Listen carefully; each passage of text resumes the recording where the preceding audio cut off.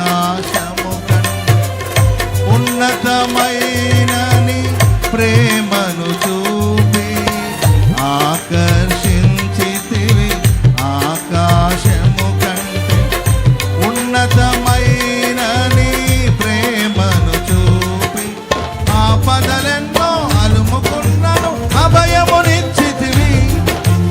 ఆవేదనల అగ్ని జ్వాలలో అండగా నిలిచితివి. ఆలోచనమై ఆశ్రయమిచ్చి కాపాడుచున్నావు. ఈ ప్రేమ గీతం అంకితమయ్యా, ఈ స్తోత్ర గీతం నీకేనయ్యా. నీవే కృపాధారము,